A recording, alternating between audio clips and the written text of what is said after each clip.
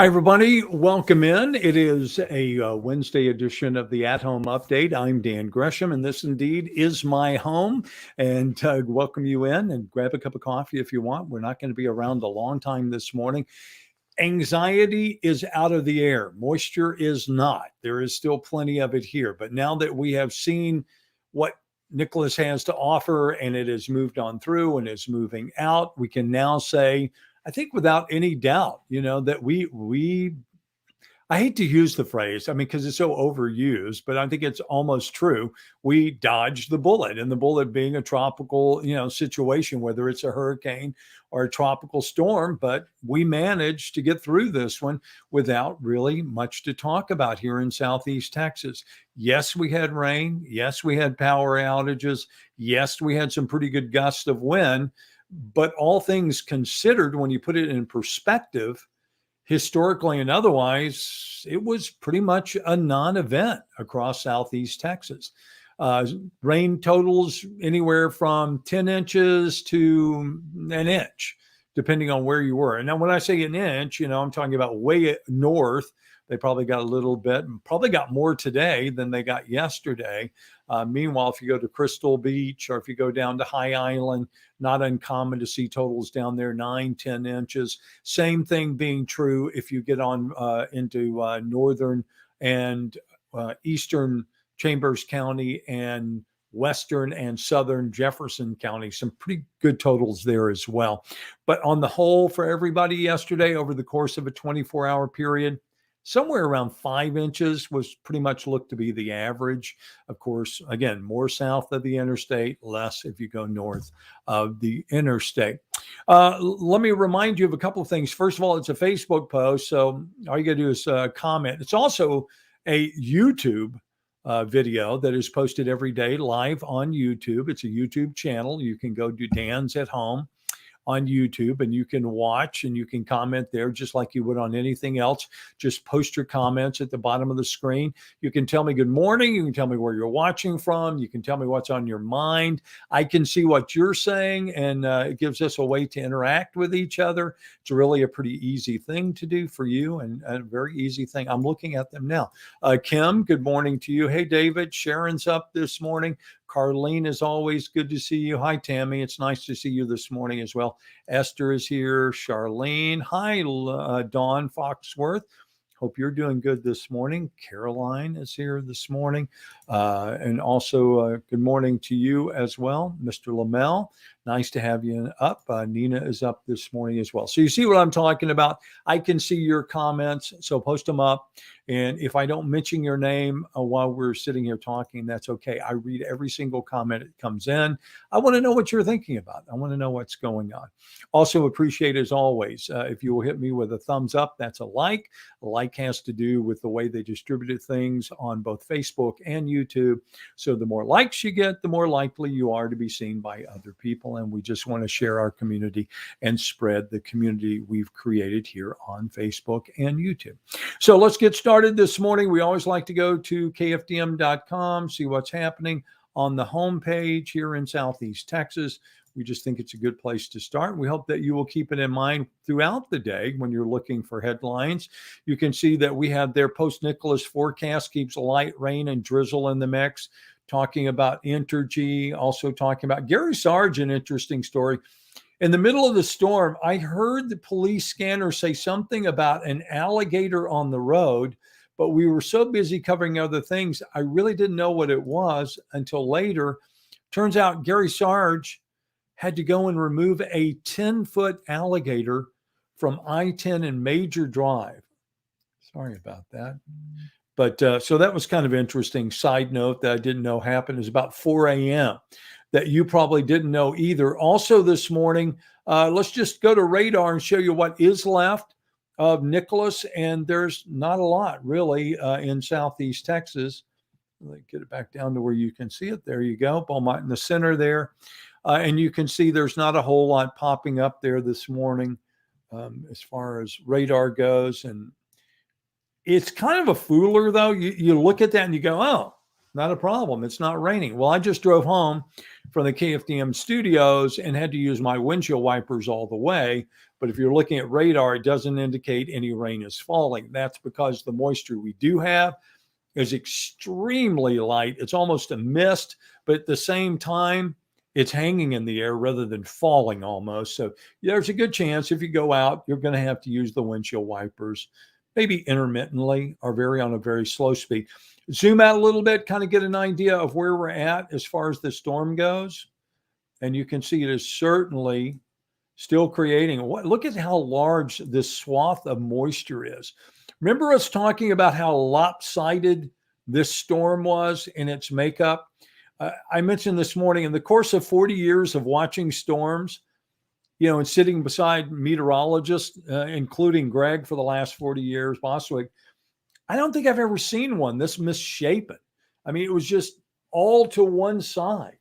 Normally, you would have activity up here, down here, maybe even on the backside, but it's all on one side and in one quadrant, and there's lots of it. They're still getting, New Orleans still getting rain. They're getting rain in Biloxi and Pensacola. But the weird thing is the center of this, the low itself, is like somewhere around here. It just barely moved across the Sabine River this morning.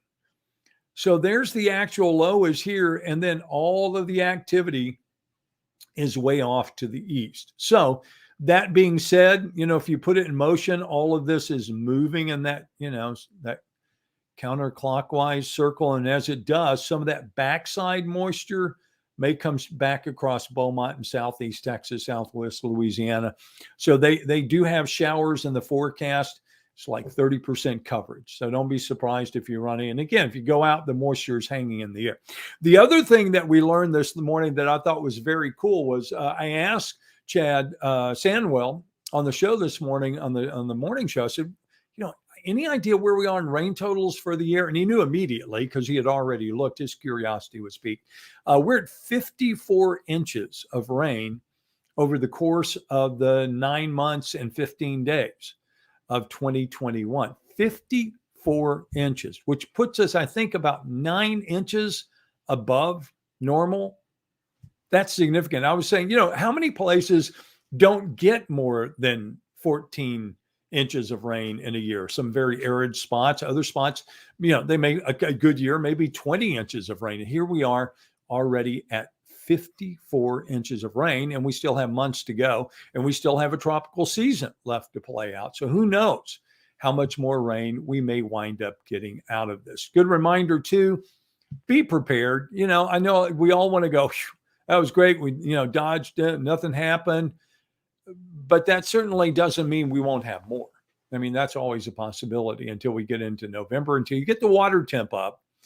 And it's up now. I'm sorry, till we get it down below 80 degrees. It's always a possibility. We have had one hurricane in the state of Texas in November.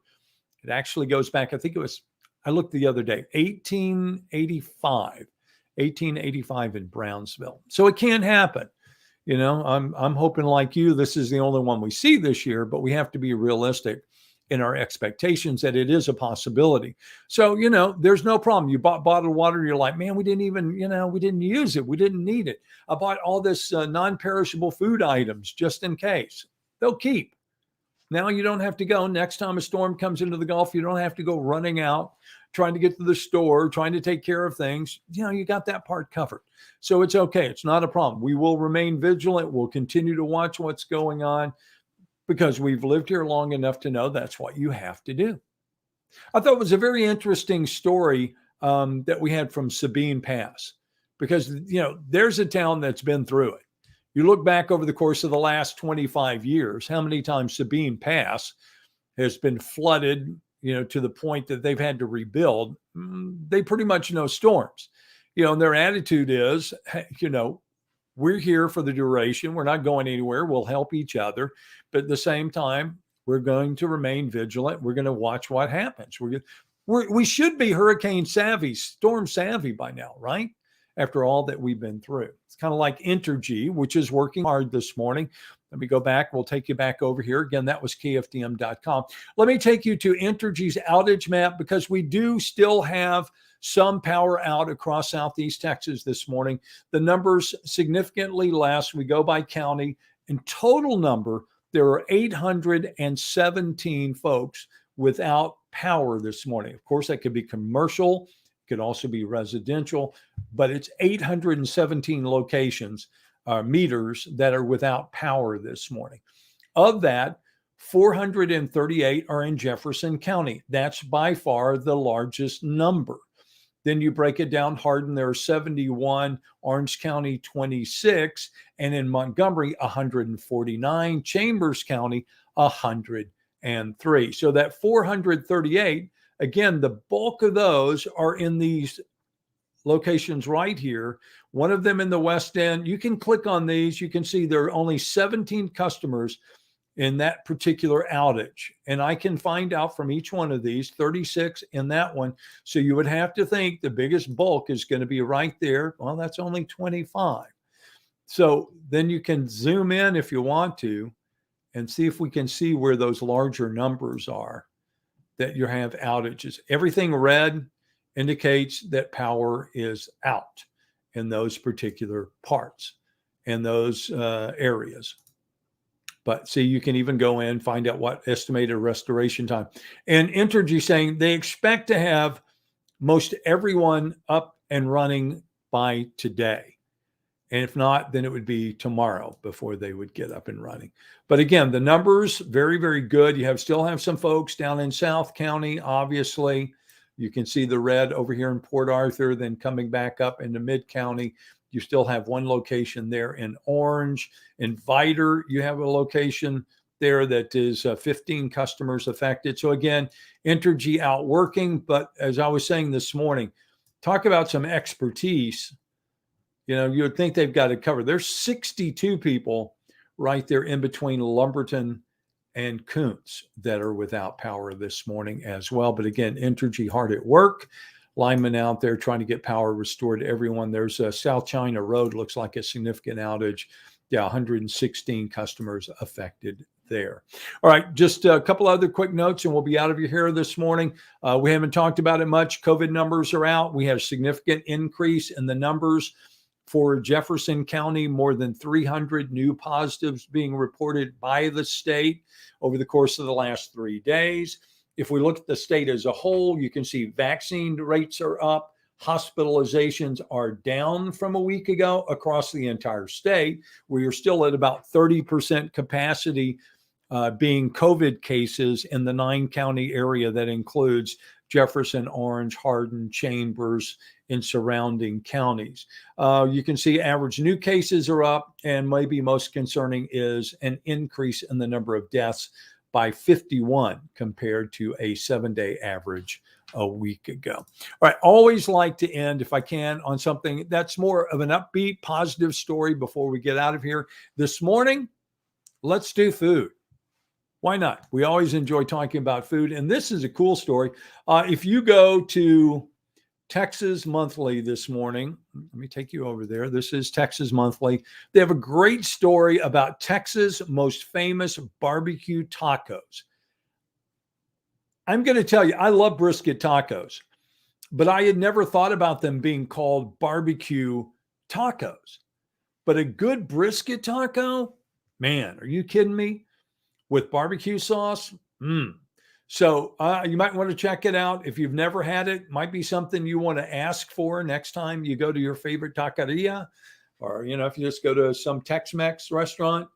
And again, this is over in Houston's 3rd Ward, one of the most famous taquerias there in Houston for, again, introducing Tex-Mex barbecue, which is a combination of the two best things on earth, right? Tex-Mex and barbecue.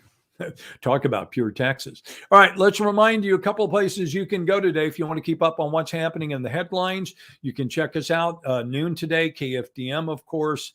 We'll update the headlines and the forecast. Then we'll be back at 5:36 also at 9 and 10 on KFDM and Fox 4, plus, of course, Facebook, our presence on KFDM.com. Follow me on Twitter, Morning TV Dan, or you can also subscribe to the YouTube channel. You'll be able to see every one of our morning updates. It's YouTube at Dan's at Home, and it's just that simple. I'll ask you for one more favor.